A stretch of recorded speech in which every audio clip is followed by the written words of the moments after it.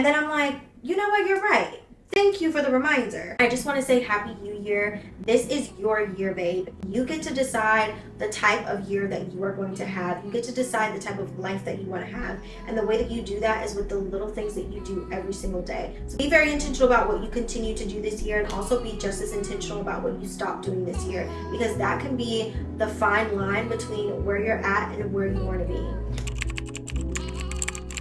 If you surround yourself with fools, you also will be a fool. So this year, we are only surrounding ourselves with like-minded women who can really pour into us and help us grow. Don't sit around people who make you question who you are, who make you feel like you're not that girl, or if you're enough, or if you should go after your dreams. Like, you should have people around you who are so freaking invested in you that the things that they tell you can do actually sounds insane. That's when you know they're really your friend. They're like, girl, you should do this and you can do that. And you're like, I can.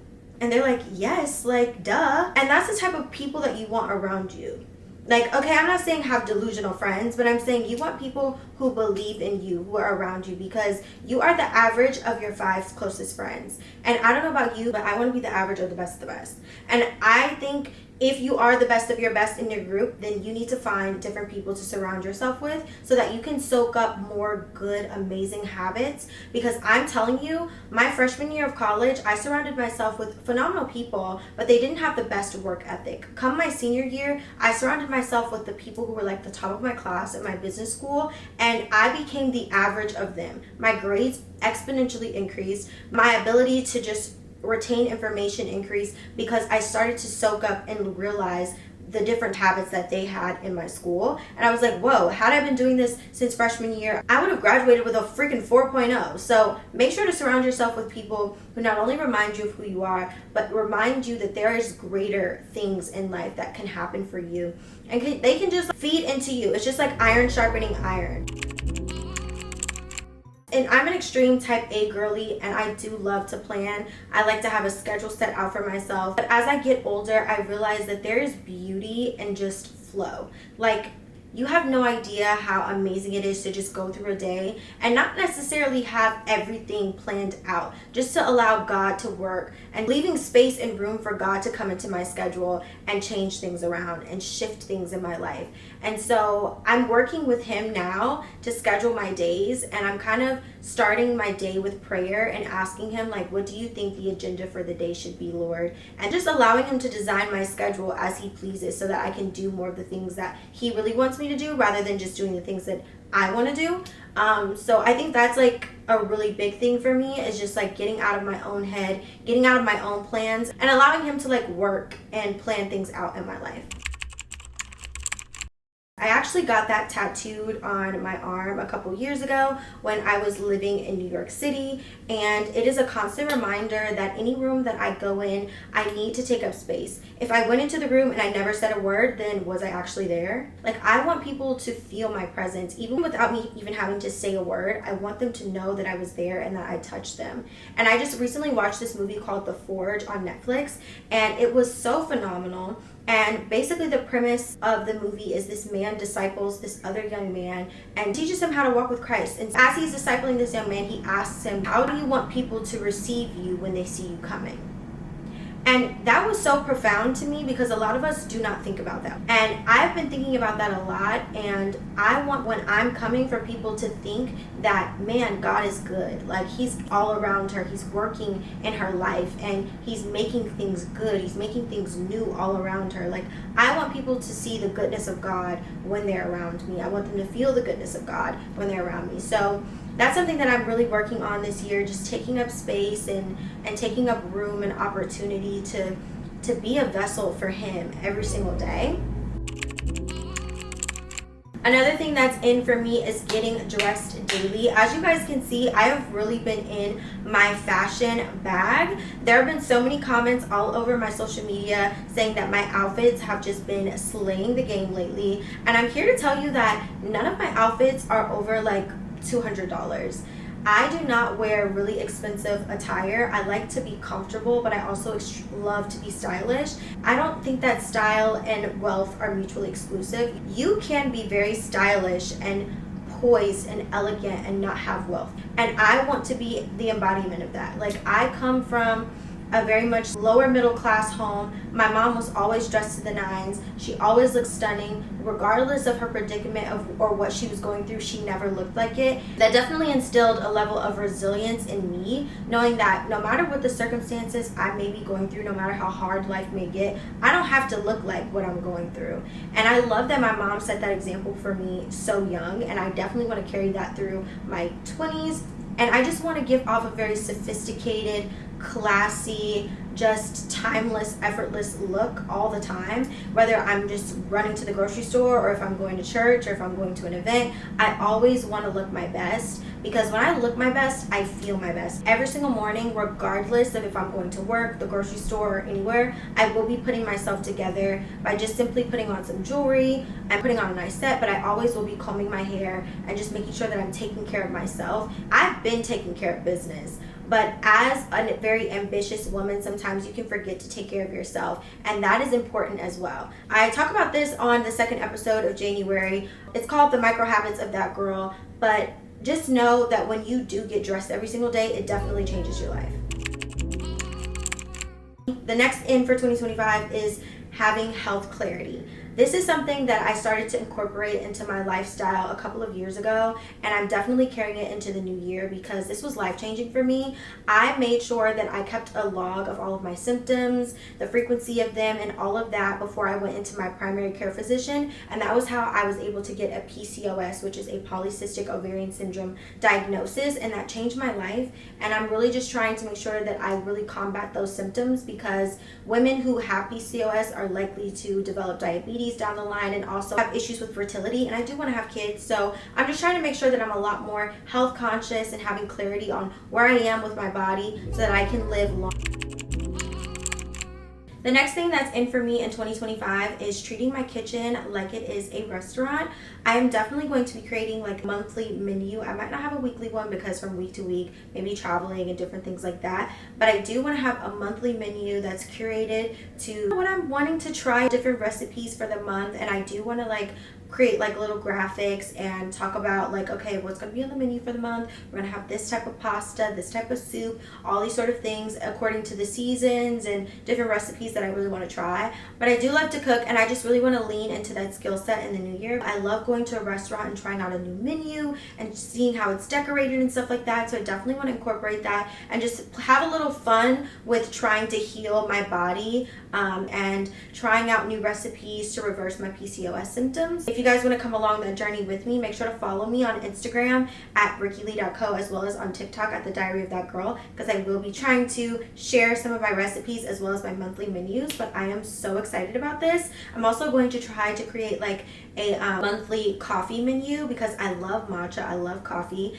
and I really want to try creating my own really cool recipes because, fun fact, I do want to own a coffee shop one day. So this is my time to just really explore and have fun, just treating my kitchen like a restaurant instead of just a kitchen, so I can really incorporate meal prep more into my routine so I can save more money. The next thing that's in for me is building my personal style and uniform. I have been doing this a lot because I am getting dressed every single day. I got dressed pretty much every day back in 2024, and that changed my life. But now I really want to start incorporating more pieces that are my unique style. I love furs, I love different textures, I love browns, creams, but I do want to play a little bit more with different colors. I have definitely collected and sourced my own really unique jewelry collection that I love, and I have a video talking about jewelry and how you can source really quality pieces on my TikTok, so make sure to go watch that. But I just love collecting items that no one else has. Like, I just really want to have a closet that people come over and they're like, yo, I want to shop your closet. You have the most unique, cute stuff. So that is my business for 2025. Like, I want to have a personal style that everyone starts to post on like those random pages and they're like, she's my fashion inspo. Like, I want to look like I have a stylist, but hashtag no stylist. Like, baby, this was all me.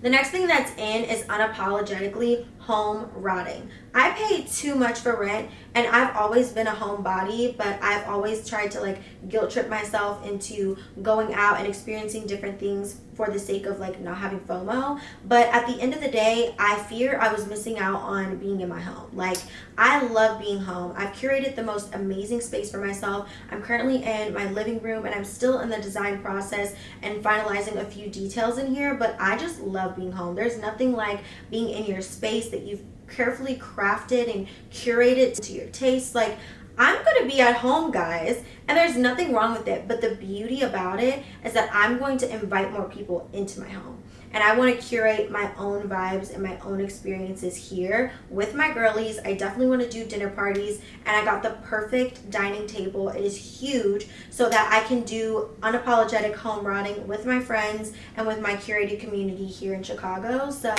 I'm super excited to pull up a bunch of different seats for other young women who love God and love fashion and beauty and all of that. So if you're one of those people and you live in Chicago and you want to be friends, please comment down below, because I would love to have you over so we can have like a cute little brunch, lunch, or dinner. And that's my love language, acts of service. So definitely want to put that into the cards. Unapologetically home rotting all 2025.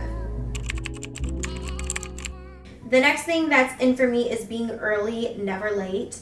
I am someone who struggles with the balance of either being too early or being too late. And I definitely want to find the sweet spot of just being early enough so that I don't have to rush my entrance. There's nothing more annoying than coming somewhere and then you get there, you're late, and then you have to be super small and like you have to rush your entrance into places, and you can't be relaxed and really enjoy whatever it is that you're doing because you feel guilty that you're late. Like, I'm done with that.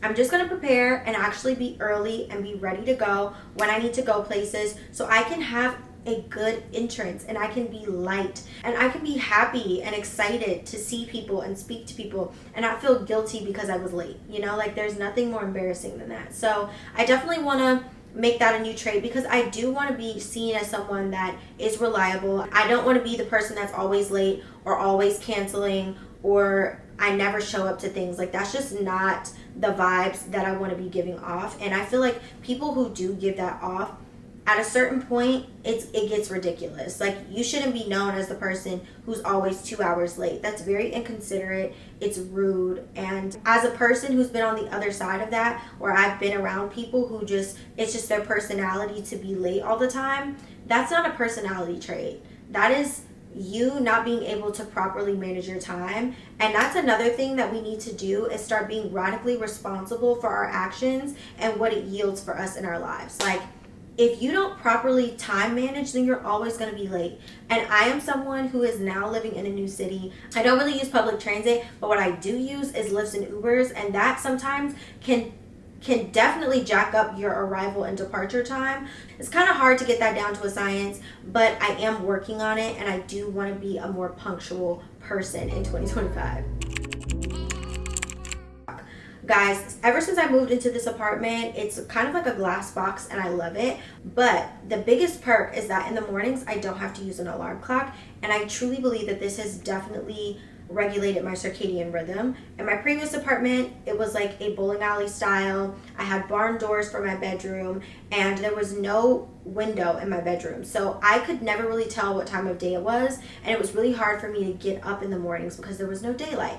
However, in this apartment, I keep all of my blinds open strategically so that when the sun rises, that is when I rise. And I feel like this has definitely helped with managing my cortisol levels as well as my PCOS, so I'll keep you guys updated on it. But so long as I go to bed at a decent hour, I am up like clockwork every single day between 7 and 7:30 when the sun rises, and I don't have to worry about a pesky alarm clock going off and startling me awake. It's like a very smooth transition into my morning routine, and I prefer that much more. I know a lot of people love their alarm clocks and all of that, but for me, that is out, and using the sun as my alarm clock is definitely in. Now, another thing that is in this year is becoming an athlete. I have always identified as someone that is not athletic, and I don't want to identify as that anymore. I definitely have athletic genes in my family. I can be an athlete. I can train to become one, and I definitely want to. Do I see myself going to like try out for someone's team? Absolutely not. I don't even know what I would play. I'm all of 4 feet tall. Like, I don't know if I necessarily will sign up for a Spartan race, but I do want to train and I want to get a lot more active so I can be strong. I was watching this girl's video and she said something that motivates her while she's in the gym is as she's lifting, she thinks about having to carry that weight of someone in her family, if anything were to happen to them, being able to carry them. And I'm like, man, I wouldn't be able to carry the weight of probably like my little cousin. So I definitely need to get in the gym and work hard on my body and my strength, because that trickles down into other areas of my life as well. Like just physically getting in the reps every single day, I think is just a great practice of exerting mental stamina and just being one with self. Like I want to be one with self and be proud of me, be able to finish a good workout and say like, girl, you did that, and be able to see that I'm getting stronger, and not only physically but also mentally. But I want to take the angle as far as health and wellness, especially fitness, a little bit differently, because I've always done it for aesthetic purposes and in hopes of like achieving a goal weight. But now I'm looking at it more so like I want to be more athletic. I want, if somebody was to say, let's go 2-on-2 on the basketball court, I could be able to hold my weight. I want to be able to say, oh, let's race, and I know for a fact I'm gonna win. I'm gonna smoke you. That's the vibes for 2025. I am very competitive by nature, and I don't know why I've never applied this to my fitness portion of my lifestyle, but I definitely need to get into that bag, because I think that I could really do something. I could make something shake. Like thinking back on my childhood, I could have played softball, I could have played soccer, I could have done a lot of different things, but I never did, because I just looked at myself as like not an athlete. I was not athletic. I'm the brains, you know, I'm the artistic person, but I no longer want to identify with limiting beliefs. I just want to push my limits this year. That's my whole goal. Like, yes, I may not have been an athlete all the years before in my life, but we're going to try this year. We're going to try all the things: pickleball, CrossFit, Pilates, aerial yoga. Like, I want to try it all, because at the end of the day, why not? This is the best my body is ever going to be. Once I have kids and once I get older, things are going to start shutting down. So while I can move my body, I'm going to try. The last thing that's in for me in 2025 is being well informed. Okay, it's no longer okay for me to go into conversations and not know a lot about worldly news. I could use the excuse while I was in college, because I'm like, oh my God, I'm reading so much all the time anyway. I don't have time to read up on world news. But now that I am a full-fledged adult, I pay bills, I pay taxes. Like, there's so many different things that I do need to be abreast on. I also think it's very attractive to have a worldly perspective and understand what is going on globally, outside of immediately what's happening in your family, what's happening on your TikTok feed or For You page, and also what's happening in your city. Like, we have to have a lot more understanding of what's going on in politics, what's going on globally, what's going on socially, culturally. Like, I want to be the most informed version of myself that I've ever been, because there are parts of myself that died once I went to college, because I had to do so much readings and writings, and I had to formulate a lot of opinions that were focused on my core subject matter. But now that I'm back into like regular society, I want to have well-informed opinions about a plethora of topics, and I think that makes you all the more more intriguing and like unique individual when you can contribute actual unique thoughts to conversations. Because I feel like at this point we live in an echo chamber. Like, everyone is regurgitating the same sentiments about this and about that, and no one has original thoughts. And so I want to be able to contribute original thoughts to conversations, and that looks like actually reading the newspaper. I think I might actually subscribe to like the Washington or New York Times this year. I've never done it before, but I think it might be worth it, because I want to be a well-informed girly. Like, that is very attractive. That concludes all of my 2025 ins and outs. Let me know what you guys have in your ins and outs list down in the comments below. And if you're not already subscribed to my channel, make sure to do so. I'm trying my best to upload more like long form sit down content so you guys can get to know me a little bit better. I think I do a pretty good job of like talking to you guys throughout my vlogs, but these sort of videos are really fun for me to make. I love to just sit down and catch up with you. Now, if you're not already following me, make sure to do so. I'm on Instagram at rikkilee.co, dropping the flyest outfits, and I'm giving you the best fashion inspo. And I also post in real time different updates on things that's going on in my world, so make sure to follow me there. If you're not subscribed to my channel, make sure to do so. I drop weekly vlogs called The Diary of That Girl, where I show an intimate background look at what it looks like to have a dual career in advertising and marketing, while I also navigate my life as a person who is full of faith and loves fashion, travel, beauty, and all of the things. And I also have a podcast, so make sure to subscribe to that and get more content like this all January long so that you can have the best 2025. But that's it for today's video. I love you guys, and I'll catch you in the next one. Bye!